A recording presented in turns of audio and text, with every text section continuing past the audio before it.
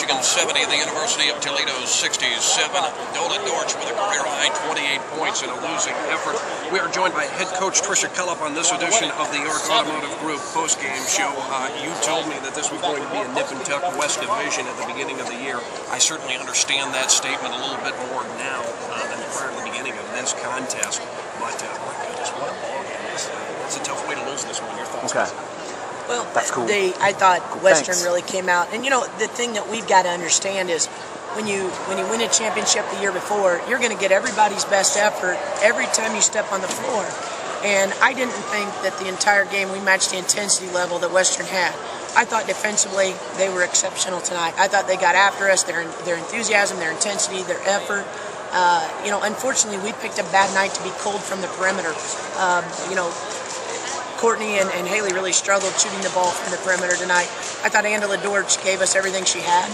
I think, you know, Yolanda, it took her a while to warm up. She missed some easy ones in the first half before she got angry and finally started taking it for the whole strong.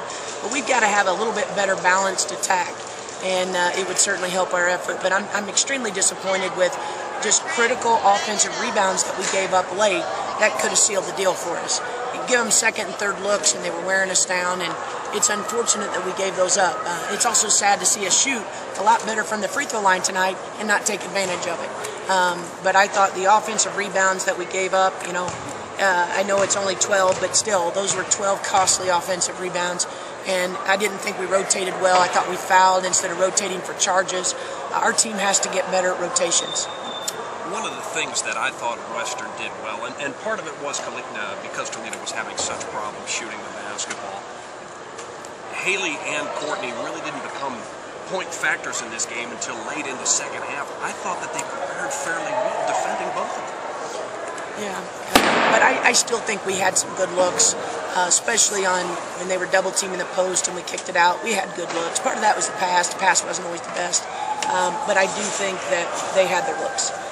Haley on some out-of-bounds plays popping, and the ball just wasn't falling tonight, and it's unfortunate because you got to have those fall, especially when you're facing a team that was shooting the ball as well as they did tonight.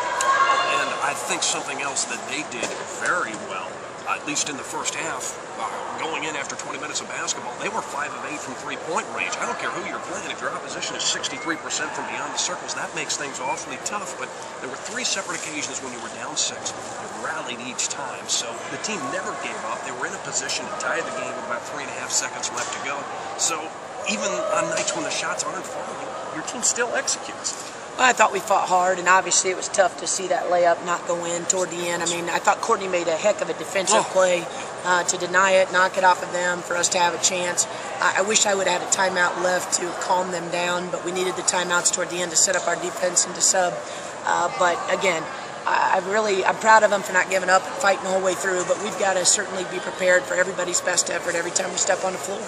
That's just a fact of life. And you know, I do think that there's a lot of basketball to be played. This is not the end of it, but it's an extremely disappointing way to start out the MAC play. Well, and the road doesn't get any easier because come Sunday, you have Crystal Bradford and that gang from Central Michigan paying a visit to Savage Arena.